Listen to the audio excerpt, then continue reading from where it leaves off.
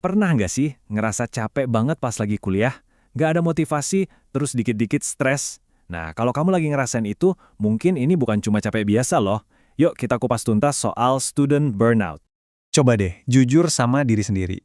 Bangun pagi aja udah capek, mau buka buku rasanya males banget. Terus kesenggol dikit aja langsung emosi. Relate nah? Kalau iya, tenang, kamu nggak sendirian kok. Dan ada penjelasannya, kenapa bisa begitu. Oke, sekarang kita bakal coba cari tahu bareng-bareng. Apakah yang kamu rasain ini beneran student burnout?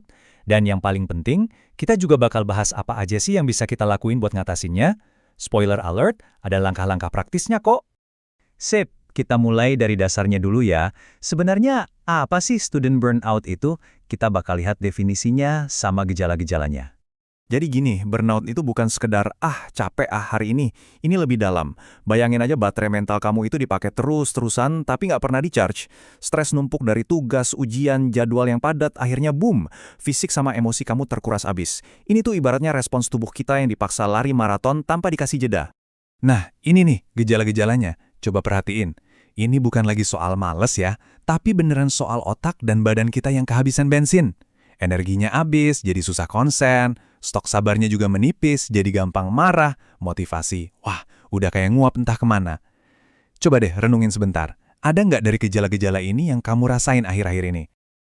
Eits, tapi tunggu dulu. Sebelum kita langsung loncat ke kesimpulan kalau ini pasti burnout, penting banget buat kita lihat kemungkinan lainnya. Soalnya, gejala yang mirip-mirip bisa aja datang dari sumber yang beda. Kenapa gitu? Ya karena penyebabnya bisa jadi lebih simpel dari yang kita kira. Misalnya nih, kurang tidur, itu udah pasti langsung ganggu fungsi otak. Atau pola makan yang berantakan, bikin energi naik turun. Kurang gerak, juga bikin badan lemas. Bahkan, bisa jadi ada kondisi medis tertentu, kayak anemia, yang gejalanya mirip banget. Jadi, sebelum kita kasih label burnout, yuk pastiin dulu pondasi dasar kesehatan kita udah benar. Oke, kita udah bahas masalahnya, sekarang kita masuk ke bagian yang paling ditunggu-tunggu, solusinya.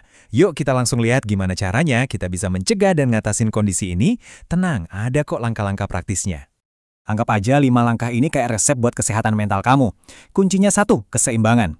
Belajar itu kan investasi masa depan ya. Tapi istirahat, hobi, sama olahraga itu investasi buat sekarang. Buat ngisi ulang energi kamu. Dan jangan lupa, yang terakhir itu penting banget. Ngobrol, curhat, itu cara paling gampang buat bikin beban jadi lebih ringan. Nah, kalau ada satu angka yang harus banget kamu ingat dari pembahasan kita, ini dia. 7-9 jam. Yup, itu waktu tidur ideal yang direkomendasiin buat kita. Ingat ya, tidur itu bukan barang mewah, tapi kebutuhan biologis. Penting banget buat otak dan emosi kita biar bisa berfungsi dengan baik. Tapi kadang-kadang semua tips tadi rasanya kok belum cukup juga ya. Dan kalau kamu ngerasa gitu, it's okay, nggak apa-apa banget. Makanya penting juga buat kita bisa ngenalin kapan saatnya kita butuh bantuan lebih dari seorang profesional.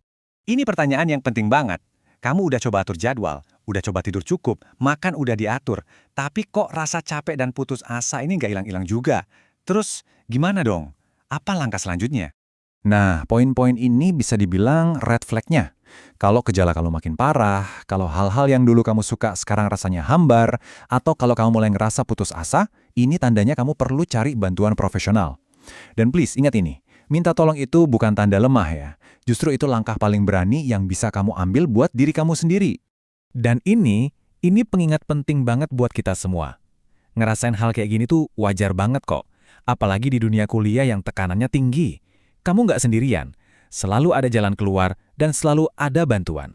Oke, sebagai penutup, yuk kita ubah ini jadi aksi nyata. Nggak usah nunggu besok atau minggu depan, tapi hari ini. Mungkin sesimpel tidur 15 menit lebih cepat malam ini, atau mungkin cuma nelpon teman buat ngobrol sebentar. Coba pikirin, apa satu langkah kecil pertama yang bakal kamu ambil buat diri kamu hari ini?